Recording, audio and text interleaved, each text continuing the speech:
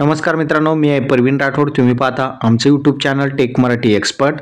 तर मित्रांनो, मुख्यमंत्री लाडली बहीण योजना अंतर्गत पहिला हप्ता महिलांच्या खात्यावर कोणत्या तारखेला जमा होणार याची माहिती आजच्या व्हिडिओमध्ये आपण बघूया. तर चला व्हिडिओ स्टार्ट करूया.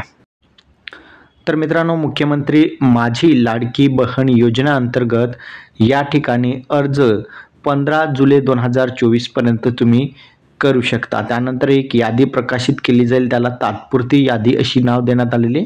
ती 16 जुलै 2024ला प्रकाशित करण्यात येईल.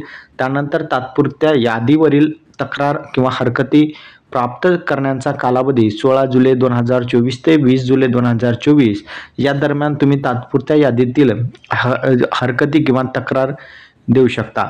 त्यानंतर हरकती जे सॉल्व करण्याचा जे प्रश्नांचं उत्तर आहे त्या हरकतीमधील ते 21 जुलै ते 30 जुलै दरम्यान देण्यात येतील.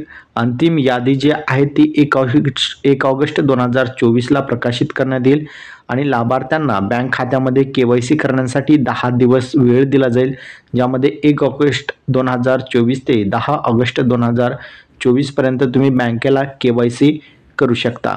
त्यानंतर तुम्हाला पहिला हप्ता जो आहे 14 ऑगस्ट 2024 रोजी सर्व महिलांच्या खात्यामध्ये मुख्यमंत्री लाडली बहीण योजनेचा 14 ऑगस्ट 2024 रोजी पहिला हप्ता वितरित केला जाणार आहे.